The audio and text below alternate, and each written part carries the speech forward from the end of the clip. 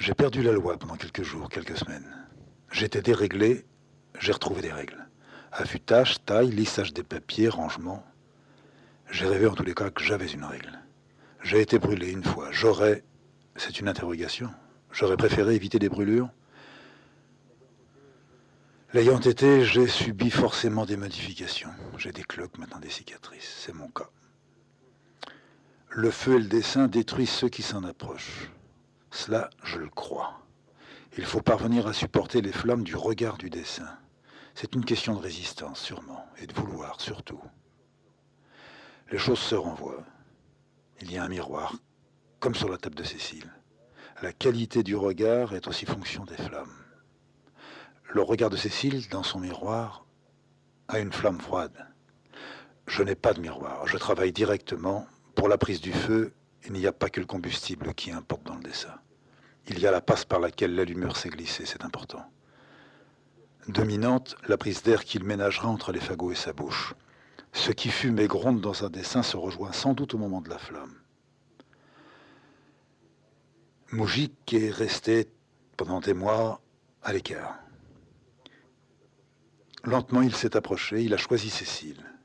C'est vers elle que, tous les soirs, sur le divan, il vient, se pose sur son bras, met ses deux pattes avant à la hauteur de l'épaule, du cou quelquefois, et regarde Cécile.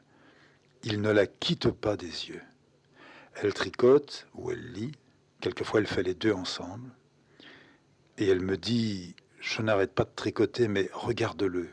Depuis qu'on est venu, après le repas, il est là, dans cette position. » Je me retourne, je lâche le crayon, je le vois.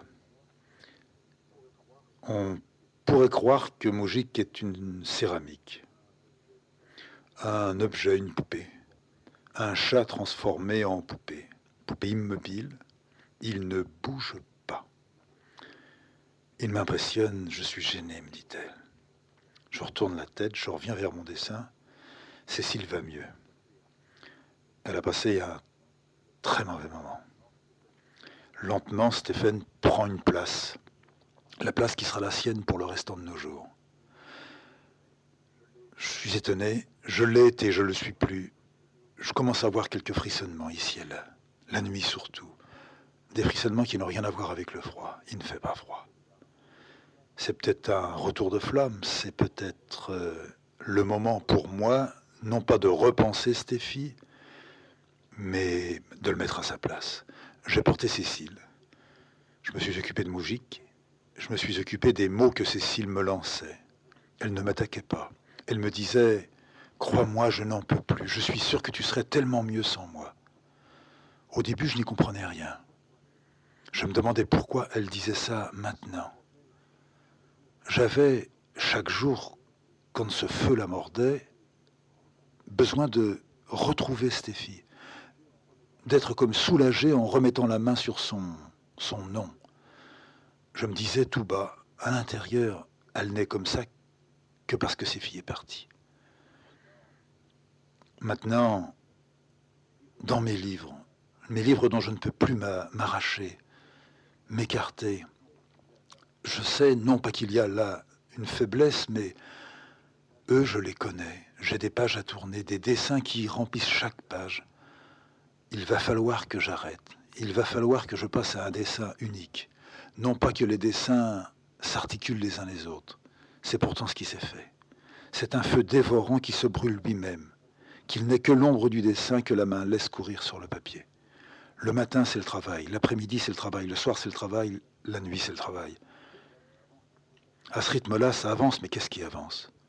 Je ne sais pas si je passe. Je voudrais passer d'ici à là.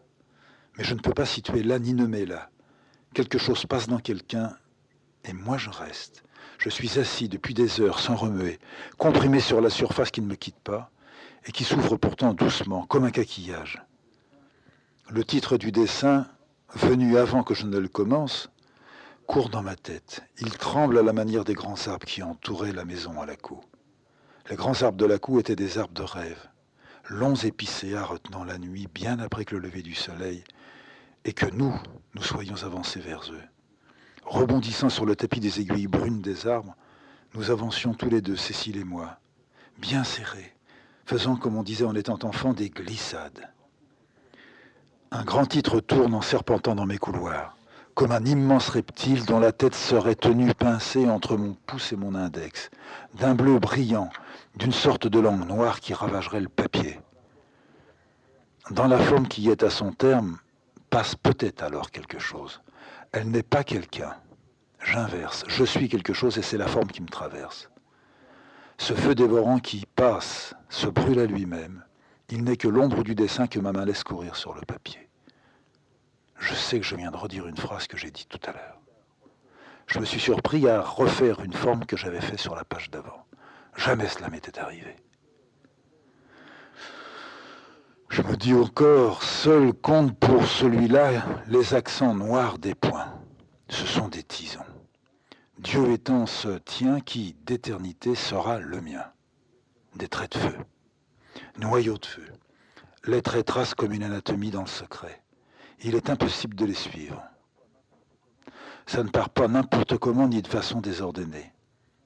Je sais, tout a un sens, mais ça n'a pas de direction pour l'homme. Je suis un homme. Seul ici à tirer des traits sans savoir où il me mène.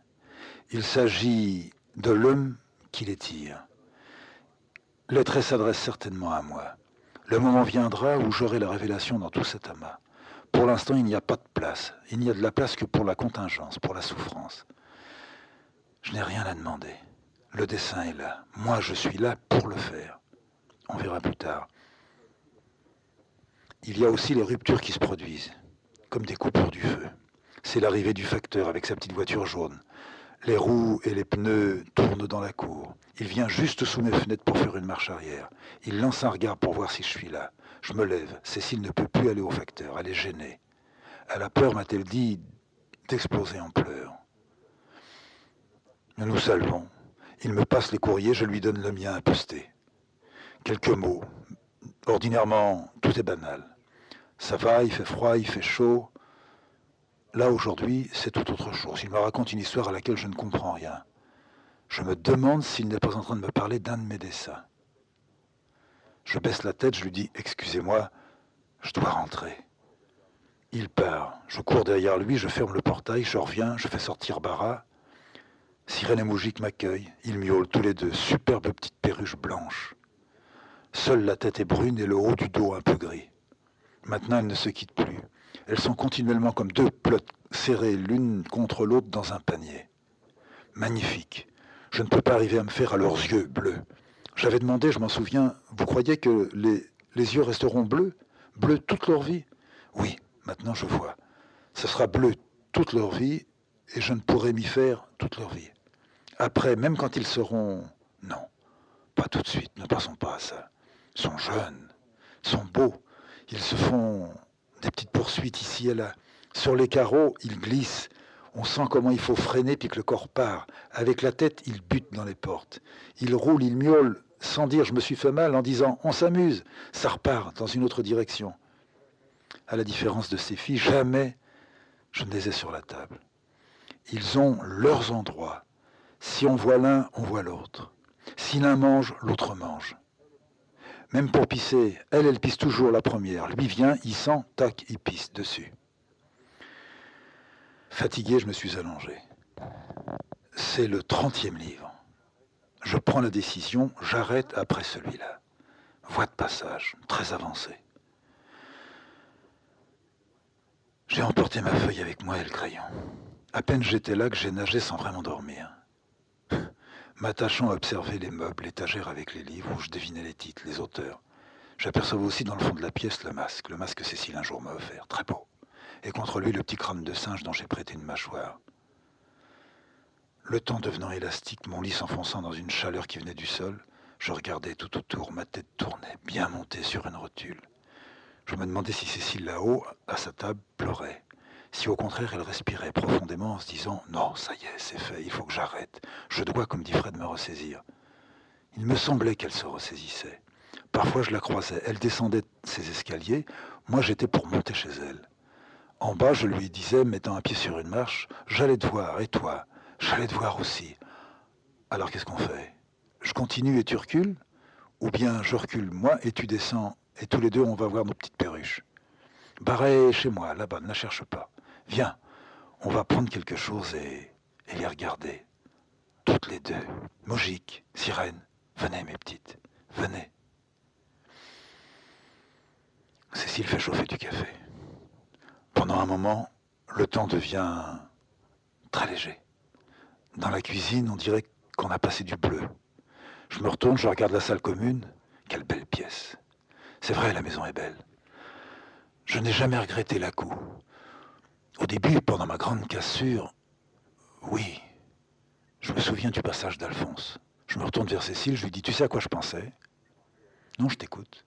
Je pensais à Alphonse quand il est venu.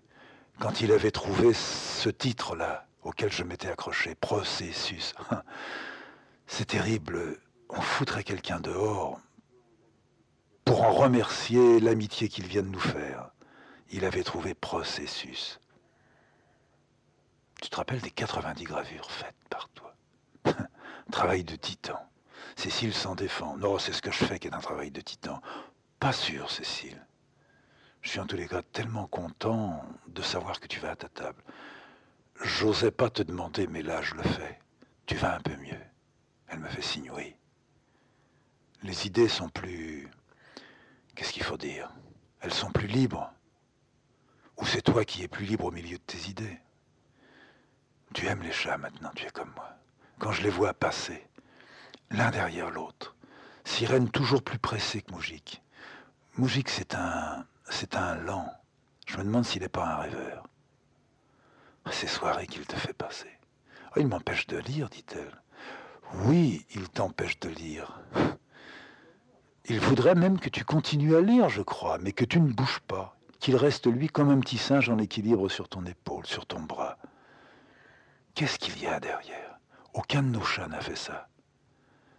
Stéphie, quel chat admirable on avait, mais il n'a jamais pris des positions comme ça. Sirène, jamais non plus. Si on remonte dans le passé, virgule, Mimi, Pompon, jamais. Mirka, non. Aucun chat ne s'est mis sur l'avant-bras de quelqu'un et ne l'a fixé. Hier au soir, quand je le voyais faire, je me disais, c'est vraiment comme une marionnette. On l'aurait bloqué là, sur ton bras. Moi, jamais. Il ne vient jamais sur mon bras. Je le mets quelquefois, il passe, je le prends sous son ventre, je le mets sur la table, je dis, alors reste un peu avec moi. Il me regarde. Il a un regard étrange.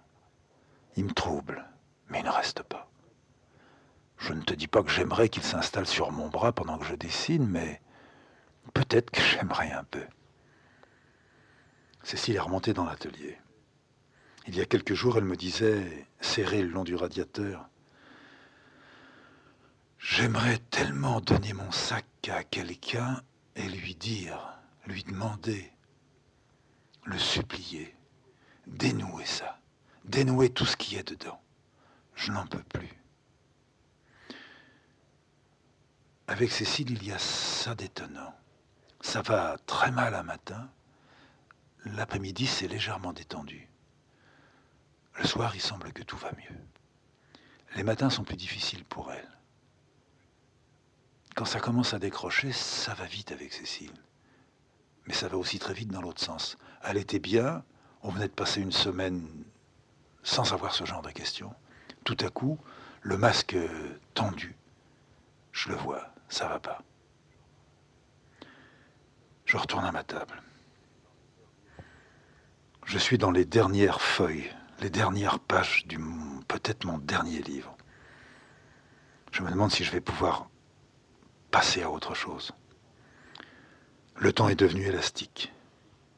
Mon lit s'est enfoncé avec ses livres dans une chaleur qui venait, je crois, du sol. Il y avait comme des fils qui rayaient la pièce pendant tout le temps de ce travail. Quelque chose tissait un drap à grosse maille. Tout s'est mis à pendre, mou, accroché à un mur. Ça a été le dessin précédent. Grand dessin. Dessin d'une dimension qui, depuis les voies de passage, m'a fait croire que je pourrais commencer des dessins uniques, sans me dire, après celui-là, il y aura celui-là dont le titre sera ça, qui devrait s'enclencher avec ça, alors qu'il n'y a pas de suite. J'aurais pu mélanger, après avoir mis des titres ordonnés, j'aurais pu mélanger les 25 feuilles de ce livre. On n'aurait pas vu que celui-là, au loin, aurait dû se trouver devant, comme si le livre avait été mal paginé. J'attends une parole à venir. C'est comme s'il était possible que l'eau puisse se mettre à crisper une main, comme si la rentrant dans une bassine pleine, on ne puisse plus faire bouger facilement les doigts. Pas comme dans de la boue, peut-être comme dans du sable, plus libre que dans du sable. Ma main qui depuis des mois restait à la surface pour aussitôt repiquer dans le fond de tous mes dessins. Est-ce qu'elle avait vraiment saisi quelque chose? J'ai sorti ma main du seau. L'instant d'après, l'eau avait disparu. Sur la grande feuille des voies de passage, quelque chose attend. À portée de ma main, un peu plus loin, à gauche, au bout de la table, il y a un grand carton noir qui est moucheté, lacé, ficelé. Ces voies de passage. Ça pourrait être ça, la parole qui doit venir. Celle qui devrait tout changer, si elle était ici. Mais voie de passage est venue ici. J'ai fait ça. J'ai honte d'avoir fait tout ça. J'ai honte de rentrer dans la petite pièce qui était avant le poulailler, dans laquelle se trouve tout le travail et tout ce qui sera du dessin. Mon papier vierge, mon papier travaillé. À la cour, c'était plus bas, presque sur le sol, dans des cartons. Là, j'ai tout mis à plat. J'ai fait moi-même mon rangement. Quand tout a été terminé, je me suis dit l'idéal, ça serait que ce meuble-là me tombe sur la gueule et m'écrase. Il n'y a pas très longtemps, je suis sûr que Cécile n'a pas bien supporté. J'ai commis cette idiotie, la même que celle commise à la coupe plusieurs fois. Non pas regarder des cartons contenant des dessins faits récemment, là je ne peux plus faire ça. Ce ne sont plus des cartons qui contiennent des dessins, ce sont des livres, des petits, des grands. Certains rentrent dans la poche, d'autres ont du mal à tenir sous le bras. Alors j'ai regardé d'autres cartons, des cartons qui venaient de la cour. J'ai eu un dégoût tel, j'en ai pris un paquet, je suis sorti dans la cour. J'ai jeté tout ça, j'ai foutu un peu d'essence dessus, puis avec une fourche, imbécilement, idiotement, comme quelqu'un qui est devenu fou, j'ai tourné. Ça brûlait. Cécile, du haut de sa fenêtre, m'a dit « Mais qu'est-ce que tu fais? Ça pue !» Excuse-moi, mais ce sont les taches, c'est la couleur qui est là-dedans. T'es fou, mais tu brûles quoi? J'en ai marre d'avoir tout ce tas de dessins. Cécile est descendue. Elle m'a dit, mais ne reste pas près du feu comme ça. Si par hasard une feuille venait, ça te... Non, un homme ne prend pas feu comme ça. Non, j'avais besoin. Je suis sûr que je serais mieux. Je pourrais continuer ce que j'ai mis en route. Mais tu n'as pas besoin pour dessiner de brûler ce qui a été dessiné. Un jour, tu foutras le feu à la maison. Mais non, je me mets là dans le coin, je suis loin. Oui, mais ça pue le caoutchouc, ça pue l'essence. J'ai foutu un peu d'essence et de l'huile dessus. Je veux que tout ça, ça soit réduit. Mais qu'est-ce que tu as brûlé? Tiens, il y a encore un des cartons qui est là. Il y a la petite étiquette sur le côté. Je peux pas m'approcher, ça chauffe de trop. Non, c'est pas la peine de regarder. J'en ai brûlé, je crois, 3 ou 4. Vraiment, t'as envie de me faire mal, me dit Cécile. Mais je ne crois pas te faire mal à brûler des dessins. Ah non, tu crois que tu me fais du bien alors? Ou tu crois que ça me laisse indifférente? C'est des taches que t'as brûlées? Oui, il y a des taches. Et il y a des dessins. Il y a quelques otages que je ne pouvais plus du tout supporter là-dedans. Des otages, qu'est-ce que tu as? Il n'y a aucun otage là-dedans. Il n'y a rien. Cécile, crois-moi, nous sommes des otages. Alors les otages du dessin. Tu es devenu esclave du dessin. Et moi, je suis devenu l'esclave de l'esclave des dessins. Tu n'aurais pas fait ça si Stéphane avait été là. Oh, ne mélange pas Stéphane ici. Laisse-le où il est. Il est justement derrière le mur. C'est elle, à présent, qui me demande « Ça va, toi ?» Plusieurs fois. Elle descend de son atelier, passe la tête « Ça va ?» Mais oui, ça va.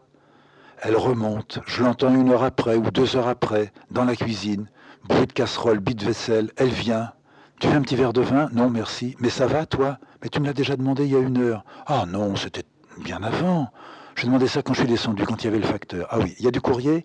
Oui, il y a quelques lettres, mais tu pourras lire tout à l'heure. Je t'ai demandé, tu m'as pas répondu. Ça va, toi? Mais tu me l'as demandé il y a 2 minutes. Pourquoi? C'est toi qui ne vas pas? Moi, ça va beaucoup mieux. Mais je te l'ai dit. Pour le moment, j'attends que ça sorte dans le jardin. Il fait beau. C'est bien. Moujik et Sirène, je les ai laissés sortir un petit peu sur la terrasse. Ils sont ravis. Lui, il aime se rouler sur les pierres quand elles sont bien chaudes. Fais attention, surtout qu'ils partent pas. Oh, j'en suis sûr, il n'y a pas de crainte là-dedans. Ce sont des chats qui sont trop faits à la maison maintenant. Ça fait des années qu'on les a. Ça ne bouge plus. Tu sais, si on avait fait ça avec Stéphane, oh, ça n'aurait rien empêché. Il aurait quand même eu sa saloperie. Oui, mais alors, si on avait fait ça avec Scotty, Scotty, il y a 1 an et demi, on ne pouvait pas le retenir comme ça. Ce sont des bêtes. Ce sont des bêtes qui ont pris l'habitude dès leur jeunesse. Mais là, avec eux, je suis convaincu que tu n'as rien à craindre. Rien. Puis il y a Bara. Bara surveille. Cécile est repartie. Je suis revenu dans le dessin. Bon, maintenant, ça y est. Je devrais pouvoir arrêter ça. Je compte mes pages. Il y a le nombre de feuilles que je voulais. 25 planches. C'est le moment du justificatif. Si j'étais gentil, je devrais dire à Cécile, je viens de terminer, voie de passage. On est passé. Elle me demanderait, ça va toi?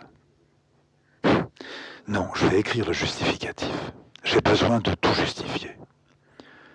Il me semble que c'est seulement la parole qui peut justifier. J'affûte mon crayon. J'ai cette sensation de honte. Je me réveille le matin, je ne suis pas bien. La nuit, quelque chose qui a été fait, qui a été commis. J'ai demandé à Cécile, il t'arrive toi d'avoir honte? Jamais. Enfin jamais. Pas honte de façon si obstinée que toi. Non, je crois que je n'ai pas bien rempli. Non, ça c'est vrai. Mais toi qui as tellement rempli, je ne vois pas quelle honte tu pourrais avoir. J'ai peut-être pas honte pour ça, mais pour autre chose. Tu penses encore à... Oh non, il m'arrive de penser, oui, de penser à elle, mais ça ne me pèse plus. C'est moi qui t'avais prévenu la première. Je t'avais dit, il ne faut pas essayer de mettre les mains là-dedans. Ce sont des filles qui ont été élevées d'une certaine façon, qui ont une mentalité que nous ne pouvons pas comprendre, qui ont besoin de ce que nous ne pouvons pas leur donner, et qui refuseraient la seule chose que nous pourrions donner. Et ce qu'on pourrait donner ne les intéresse pas, ne les attire pas, ne les concerne pas.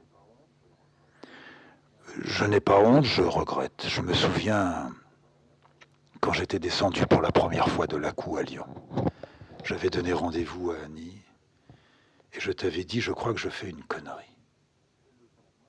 Et tu m'avais dit, fais-le pour moi, je suis sûr que ce n'est pas une connerie. J'ai eu tout de suite la bonne sensation, enfin la sensation vraie. J'avais raison, je ne devais pas l'avoir. Et quand on s'est retrouvés dans Lyon, qu'on a marché, souviens-toi, je t'avais téléphoné, je lui avais dit, il faut que je donne un coup de téléphone. Je t'avais appelé, je t'avais dit, oui, ça y est, on s'est retrouvés, elle est là, ça marche pas. T'étais restée muette au bout du fil. Je t'avais dit, tu es là, tu n'as pas raccroché. Non, non, je suis là. Pourquoi ça ne marche pas, m'avais-tu demandé? Ça ne marche pas. Quelque chose qui ne passe pas. Ça ne passe pas de moi. Mais elle a l'air gentille. Gentille, ça ne veut rien dire. Elle a l'air gentille. Elle est habillée tout en rouge, j'aime pas ça. Mais enfin, par-dessus ça, je pouvais évidemment passer. Je l'avais regardée, on s'était serré la main. J'aurais dû l'embrasser, mais j'avais pas envie de l'embrasser. J'avais envie de l'embrasser avant que le train n'arrive. J'avais aussi envie de l'embrasser une fois qu'elle était repartie. Tout ce que j'avais trouvé à faire, c'était de lui offrir mon briquet. Quel con, alors. Non, tout de suite, elle s'était lancée dans une discussion. C'était une fausse intellectuelle. Ça allait devenir une mauvaise intellectuelle. Sans doute une bonne élève. Rien à voir avec moi. Rien à partager avec moi. Ça, c'était la coup. Puis ensuite, quand on l'a revu, quand je l'ai revu, ça continuait à ne pas s'accrocher. Je ne peux pas te dire qu'est-ce que j'aurais voulu, je crois que je ne voulais rien. Si elle m'avait sauté au cou, je n'aurais pas aimé. Mais comme elle ne m'a pas sauté au cou, je n'ai pas aimé. Dire que moi je suis difficile, non, je ne pense pas être difficile. Je suis plus simple que ce que tu crois peut-être. J'aime boire un coup avec quelqu'un, échanger des paroles vraies avec quelqu'un. Je ne veux pas rentrer dans des phrases qui nous emberlificotent, dans lesquelles je vois tout de suite se profiler tout le fatras habituel. Je ne veux plus de fatras. Manque de peau, j'ai eu 2 filles qui sont pleines de fatras. Leur mère n'était qu'un tas de merde de fatras. Cécile me dit, mais tu t'énerves. Non, je ne m'énerve pas. Enfin, peut-être un peu. Je commence à être fatigué. J'ai une bonne nouvelle pour toi. La bonne nouvelle, c'est que je crois que je suis en train de terminer le dernier des livres. Ce qui viendra derrière, ça ne doit pas être des livres. Je ne peux pas te dire ce que ce sera. J'ai presque envie de te demander un petit peu d'aide. On ne quitte pas 30 livres comme ça. Je viens de passer 4 ans. Rappelle-toi de l'imprécis du corps. Là, il y avait quelque chose de prémonitoire. Je disais, je veux qu'il y ait une forme qui ressemblerait à Stéphie. Et j'avais fait un Stéphie tout enroulé, sur un coussin. Je disais, il est comme dans une matrice. Il est la graine qui pousse, mais il y a déjà des poils. Moi, je reconnaissais, c'était bien Stéphie. Toi aussi. Tu te souviens de la joie que j'ai eue à ce moment-là? Le livre était à peine fini. C'est Pierre qui est venu. Pierre est venu, il l'a regardé, il s'est tourné vers Madeleine, et Madeleine a dit, on le prend. C'est eux qui avaient pris le premier vrai livre que je venais de faire. Ma joie quand ils sont repartis. Il y a des dessins que je vois partir et qui me blessent. Il y a eu un livre qui est parti, ça ne m'a pas mis à mon aise. L'imprécis, quand il est parti, ça m'a fait sauter sur un tremplin. Les 2-3 livres qui ont suivi étaient directement reliés à l'imprécis. Ça n'avait rien à voir avec ce que j'avais dessiné, mais j'étais porté. Toi, tu étais fatigué à ce moment-là. Si on devait faire le compte, combien de fois tu as été fatigué, je veux dire moralement, et combien de fois j'ai été fatigué, moralement aussi. Toi, tu t'imagines que je suis fatigué par le dessin, que j'en fais trop. Oui, dit Cécile, tu es trop dedans. Tu donnes tout au dessin. Je ne suis pas jalouse, non, c'est pas ce que je veux dire. Tu donnes trop, tu n'as pas le temps de te recharger. Quelqu'un, enfin, d'autre que toi ne pourrait pas faire ce que tu fais. Je la regardais, j'avais déjà entendu ça bien des fois. Je n'ai jamais pensé que c'était ça. Je ne pensais pas que je me déchargeais sans recharger, puisque je suis sûr que pour faire bien venir le dessin, il faut être déchargé, il faut se décharger.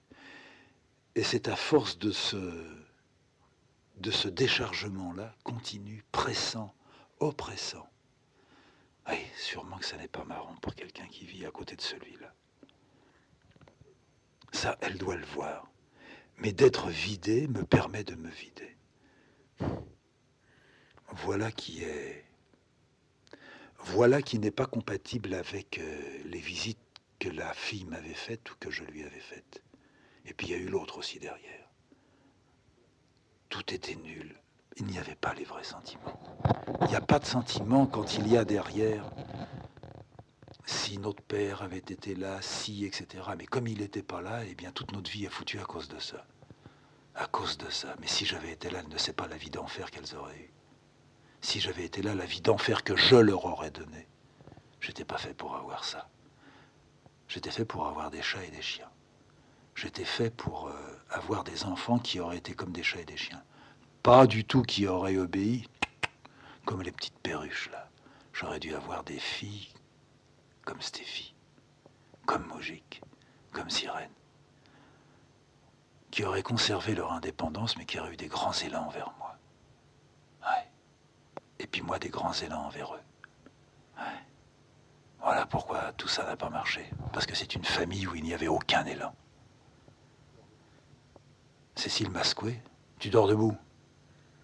Ah, non, j'étais en train de te dire, ah non, ça fait un moment que tu es silencieux. Tu veux retourner à ta table ou on prend baraille et on va faire une bonne promenade? On peut faire une promenade.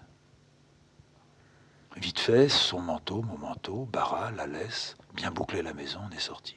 On est passé devant la ferme des voisins. Justement, Denise était dans la cour, grand signe. Bonjour, bonjour. En revenant, on prendra des œufs. On a marché d'un pas ferme, décidé. Cécile me disait, tu marches un peu vite pour moi. Arrivé en haut de la côte, près de la Creuse, on est rentré sur le chemin du poteau. J'allongeais les jambes. Ouais. Tu penses à quelque chose? Ah oui. Du dessin? Ah, naturellement. Tu peux même pas être dans la nature sans penser à ton dessin. Mais je suis dans la nature avec mon dessin. Je suis sûr, Cécile, que mes dessins sortent de la nature. Ça ne peut pas sortir que de moi. Les formes, avant de venir, elles passent ici, tu sais. Il y a certainement des dessins qui sont venus de cette route du poteau. Et toi, ne crois pas. Tu graves. Moi, je grave les autres. Ah non, tu as aussi fait quelques gravures pour toi. Je me demande, en ayant entendu si vivement Cécile me dire « je grave les autres », s'il n'y a pas une souffrance derrière. Je veux détourner la conversation, j'ai pas envie de parler de ça. J'ai pas envie d'entendre. Alors je reviens à mon dessin. C'est peut-être elle qui n'a pas envie d'entendre parler du dessin. Bara, viens ici. Regarde comme elle est jeune, comme elle est belle. Quand elle court, c'est une bête magnifique. Un jour quoi? Un jour, on fera une grande promenade. On emmènera la chienne dans la voiture. Puis on ira très loin. Très très loin. Puis on verra si, en se cachant derrière un arbre, elle nous retrouve. Si elle pleure, si elle ne nous retrouve pas. On s'enfermera dans la voiture. Je voudrais savoir si, enfermé dans une voiture, Bara nous sent à travers la tôle. Si d'un seul coup on trouvait Moujik là, qu'est-ce que Bara ferait? Pas normal ou normal? Elle l'arrête dans ses pattes ou pas? Cécile m'écoute. Cécile répond oui, non. Cécile s'arrête, elle me dit regarde là. Je regarde, il y a une grande toile d'araignée. Tendue sur plusieurs herbes. Il y a un petit peu de rosée qui reste dedans. Elle scintille, elle tremble. Tu n'as jamais fait de toile d'araignée, me dit-elle. Si, il y en a eu une, mais c'est loin. Tu l'as même gravée. C'était, je crois, dans Extroït. Elle est dans le coin d'un dessin. Il y a l'araignée dedans. Oui, je me rappelle. Enfin, c'est plus l'araignée que la toile. Il y a très peu de toile. Mais une vraie toile. Une grande toile dans une grande feuille. Je suis sûr que ça serait beau. Mais sans araignée. Ah, je sais pas.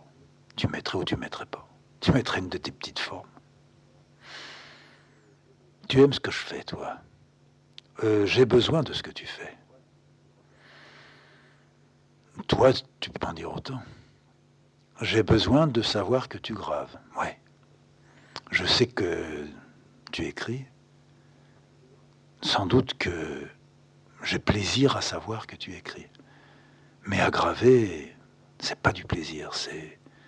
Est-ce que c'est parce que tout a commencé tous les deux comme ça? Je t'ai toujours vu graver pendant des années.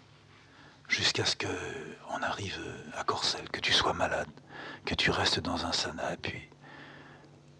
Après, bon, ton tissage, mais quand tu as retrouvé la gravure, je me rappelle quand tu as gravé pour la première fois un dessin de belle-mère. Et puis après, toute la série qui a suivi.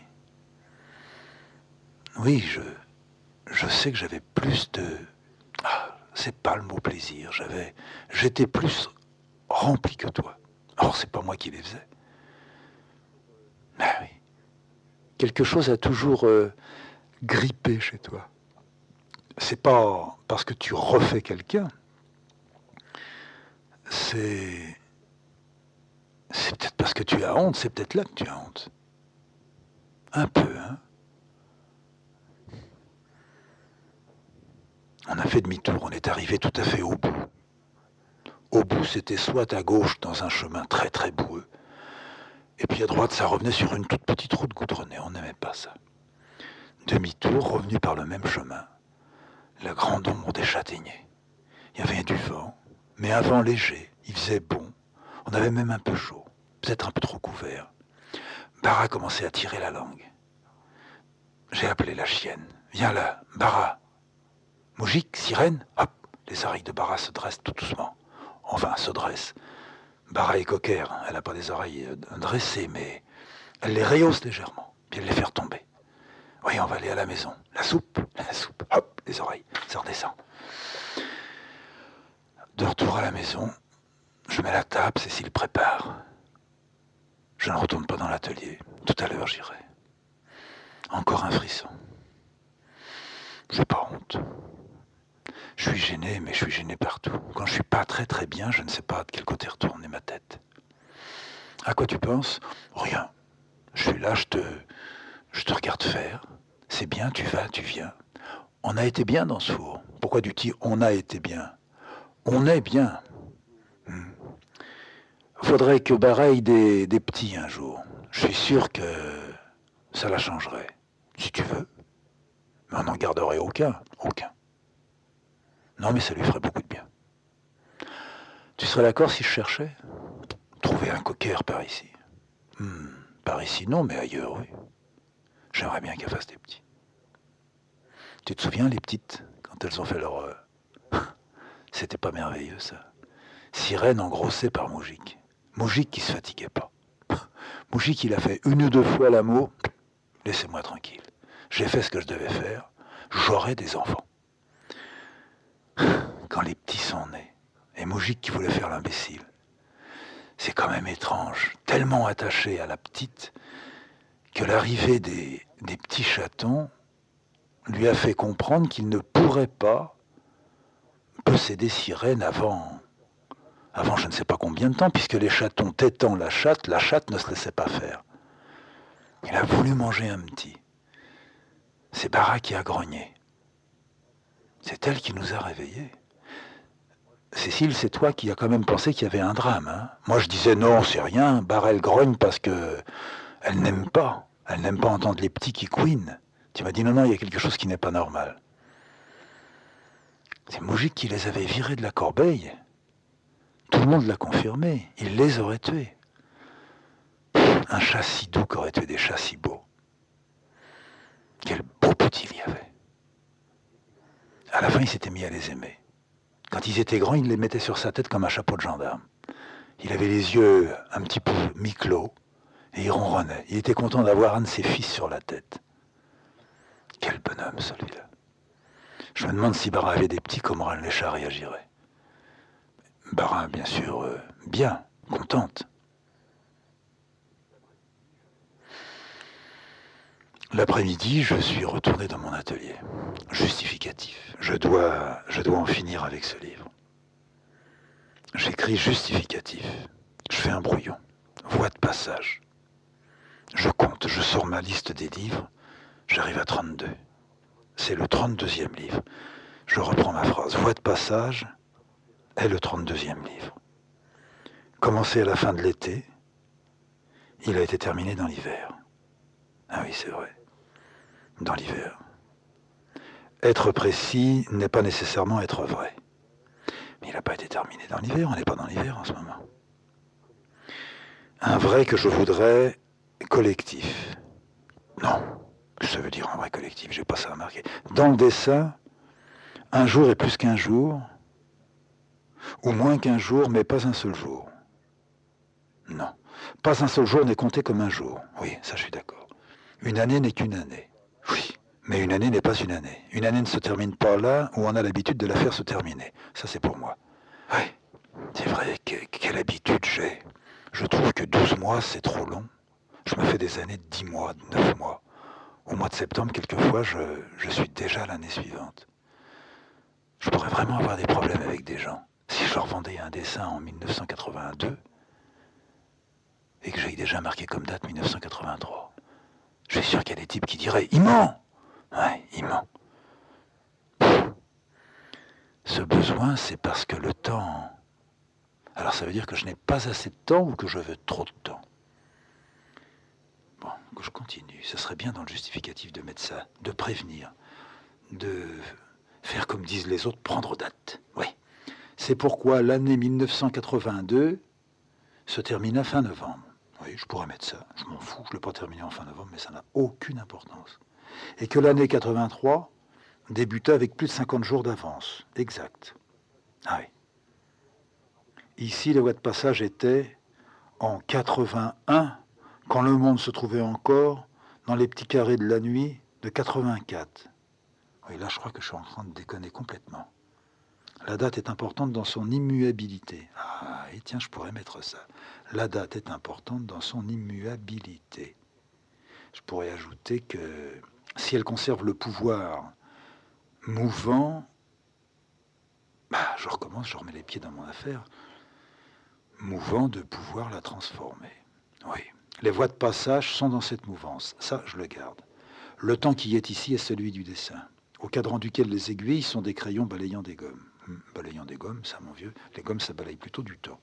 Du temps d'un homme individuel jusqu'à ses pires conséquences. Je suis d'accord. Composition du livre.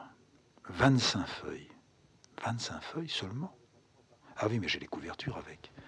Le livre est en 3 parties plus une introduction. Oui, c'est vrai. Un commentaire, la table des matières, le plan de la matrice.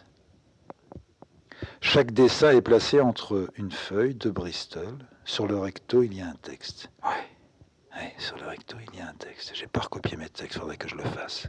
Chacune des 3 parties renferme 7 dessins. 3 x 7, 21. 21, puis j'ai mis 25. Ah bah oui, il y a le justificatif, il y a la table des matières, c'est ça, il y a le titre, puis j'ai fait un avant-propos. Ouais. Chacune des 3 parties, j'ai dit, qui renferme les 7 planches, est à son tour insérée dans une autre feuille de Bristol ayant sur son recto le titre de la partie avec un dessin à venir. Un peu pompeux. Bon, allons-y, fermons, allons voir Cécile et disons, tac, c'est fait. Je vais pour me lever. Gêne. Si c'est vraiment le dernier livre, peut-être un peu trop tôt pour se demander qu'est-ce qu'il y aura après, mais j'ai peut-être tort d'arrêter comme ça d'un coup, brusquement. Il faudrait aller en pente, lente, déclinant légèrement, un livre de 15 dessins, un autre de 3 ou 4, un d'une seule feuille avec beaucoup de texte autour. Il m'arrive la nuit de me sentir dans mon lit et de me sentir hors de mon lit. La nuit dernière, ne me suis-je pas levé? Je suis arrivé dans l'atelier, j'ai fait la lumière,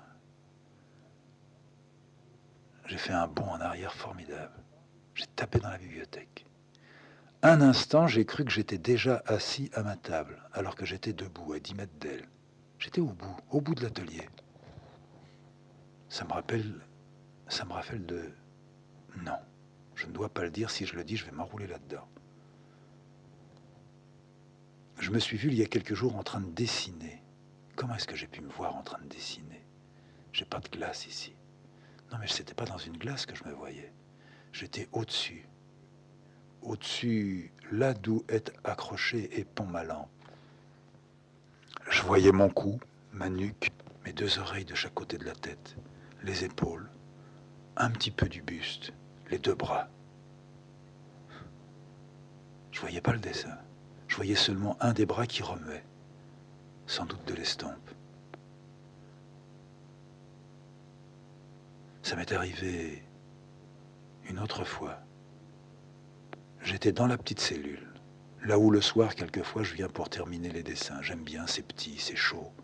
Cécile se met avec Moujik dans ses bras, Sirène à ses pieds. J'étais là en train de dessiner. Ça m'arrive toujours quand je dessine, Non, puisque la nuit, ça m'arrive aussi quand je suis allongé. Oui, mais je suis allongé, je suis quand même en train de penser à mon dessin. Alors quand c'était dans la petite cellule, Cécile tricotait. Moujik la regardait. Je me suis retourné vers elle. Quand j'ai voulu revenir vers mon dessin, je me suis vu. J'étais collé au plafond.